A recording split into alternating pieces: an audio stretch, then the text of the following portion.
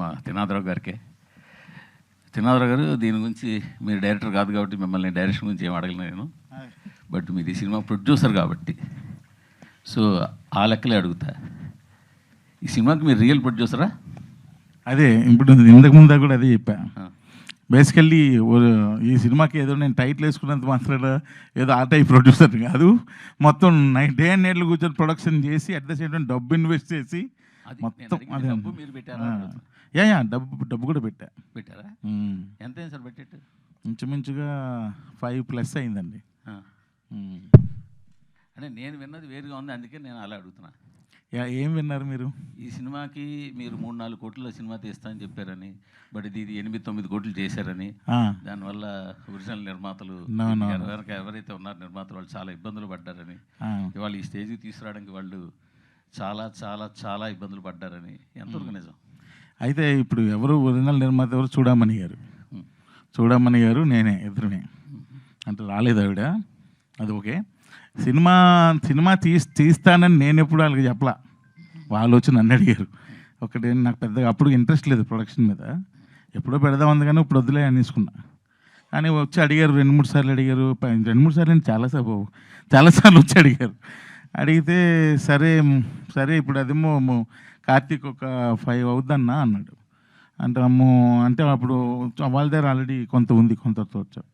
సరే రిమైనింగ్ ఎలాగోలా సెట్ చేద్దాంలేండి నెమ్మదిగా అని చెప్పి ఇంకా అలా స్టార్ట్ చేసాం. కలిసి కూర్చొని స్టార్ట్ చేసి అలా ప్రతి దాంట్లోనే ఆవిడకి అన్నీ తెలుసు. కొత్తగా ఆవిడకి చెప్పకుండా ఏం చేసేది లేదు, ఇందులోని ఎక్కడ ఏం చేసేది లేదు, ఇక్కడ ఎవరు 1 రూపాయి తినేది లేదు, ఏం లేదు. ఆవిడ ఇద్దరు అన్నీ ఎవ్రీథింగ్ దే నోస్. తినేయడం ఏం లేదు ఇందులో, ఖర్చు పెట్టించడమే ఉంటుంది. ఖర్చు పెట్టించడం అంటే ఇప్పుడు ఐఎమ్ డైరెక్టర్ యాక్చువల్లీ. ఏదో మంచి విజువల్ చెప్తాడు నిఖిల్, నేను నాకు నచ్చింది అనుకోండి, ఆ విషయంలో నేను కొంచెం ఒక స్టెప్ ఫార్వర్డ్ వేసా. ఎందుకంటే ఇది బాగుంది, పర్వాలేదు, దీనికి కావాలి, దీనికి కొద్దిగా బ్యాలెన్స్ చేద్దామండి అని చెప్పి చూడమని గారికి వాళ్ళకి చెప్పడం, వాళ్ళు పర్లేదు డైరెక్టర్ గారు నన్ను అన్నీ కలిసి తీసుకున్న డెసిషన్సే కానీ ఇండివిజువల్ డెసిషన్స్ ఇక్కడ లేవు. బట్ ఒక చిన్న హీరో ఏదో ఒక కొద్ది బడ్జెట్ తోటి మీ దగ్గరకు వచ్చి హీరోగా నిలదొక్కోవాలని వాళ్ళ బంధువులు వాళ్ళు వచ్చి మీ దగ్గరికి వచ్చి ఒక చిన్న సినిమా తీసి పెట్టండి, మీ బ్యానర్ వేసుకోండి అని చెప్పినప్పుడు మీరు వాళ్ళకు వీలైనంత స్ట్రెయిన్ అవ్వకుండా తీయాలి, కానీ వాళ్ళకి డబ్బుల్ది స్ట్రెయిన్ అయిపోయేలాగా లేదు. డబ్బుల్ది అని ఎప్పుడు స్ట్రెయిన్ పెట్టలా. ఇంకా నేనే కాదు, డబ్బుల్ది అమౌంట్ అని దాదాపు 9 కోట్లు యాక్చువల్ సినిమా ఖర్చు పెట్టడం. 9 కోట్లు అవ్వలేదు, అది రాంగ్ ఇన్ఫర్మేషన్ ఏదో, కానీ అంత అవ్వలేదు. కానీ బట్ ఈ సినిమాకు అనుకున్న దానికన్నా కొంచెం ఎక్కువ అయింది, నేనే చెప్తున్నాను కదా. అదే అందుకే అంటున్నా, అందుకే నేను చెప్తున్నా. ఇప్పుడు నాకు కూడా నా డబ్బు కూడా ఉందండి, నేనెవరు చెప్పుకోవాలి బాధలు, అది కాదు విషయం ఇక్కడ. సో ఏంటంటే సినిమాని ఇప్పుడు కార్తీక్ కట్టమని లాంటి వాళ్ళని పెట్టుకున్నాం, మంచి పెద్ద టెక్నీషియన్లను పెట్టుకున్న తర్వాత మనం అనుకున్నట్టుగానే తీద్దాం సినిమా అని 3 కోట్ల సినిమా తీద్దామని మేము అసలు అనుకోనే లేదు. ఇప్పుడు కార్తీక్ కట్టమనేని గారిని పెట్టుకోవడం వల్ల వాట్ ఈస్ ద యూజ్?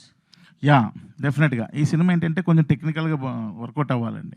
ఆయన కార్తీక్ గారు కథ చెప్పినప్పుడే నాకు అర్థమైపోయింది, ఓహో ఇది కొంచెం టెక్నికల్గా సపోర్ట్ చేయాలి మనం ప్రొడ్యూసర్స్గా, ఇది చేద్దామంటే ముందుగానే ప్రిపేర్ అయిపోవాలి అని అనుకున్నాం. ఎందుకంటే అలా చేస్తేనే అది బాగుంటుంది సినిమా, లేకపోతే బాగోదు.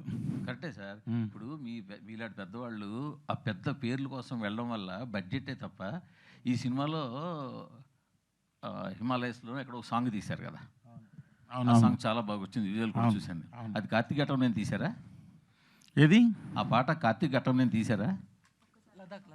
లదాఖ్ సాంగ్ కార్తీక్ గారు రాలేదు ఆ సాంగ్కి, బట్ ఆయన గైడెన్స్ తోనే చేసాం. అదే సార్, ఒక ఆయన అసిస్టెంట్ వచ్చాడు. లడాక్ లో అంత అద్భుతంగా పాట తీసినప్పుడు ఎక్కువ ఫీజు పెట్టి కార్తీక్ ఘట్టం తీసుకోవడం వల్ల ఏంటి యూజ్? నో కార్తీక్ ఘట్టం గారు ఆయన మంచి డిఓపి, సో ఇక్కడ ఎందుకు ఏం తీసుకోవాలని యూజ్ ఏంటంటే, నా ఉద్దేశం ఏంటంటే కార్తీక్ ఘట్టం నేను తక్కువ చేయడం కాదు సార్. మీలాంటి సీనియర్లు ఒక అప్కమింగ్ హీరో ఒకళ్ళు ప్రొడ్యూసర్లు వచ్చినప్పుడు బెస్ట్ చిన్నవాళ్ళు ఎవరున్నారు, ఎక్కడ ఉన్న టాలెంట్ పట్టుకుని, ఇప్పుడు కార్తీక్ ఘట్టం అసిస్టెంట్ ఎవరు వచ్చారు, సో ఆ టాలెంట్ మీరే ముందు పసిగట్టి అతనే డైరెక్ట్ ఫోటోగ్రాఫర్ పెట్టుకుని ఉంటుంది. అదేనండి, దానికి ఆన్సర్ చెప్తా.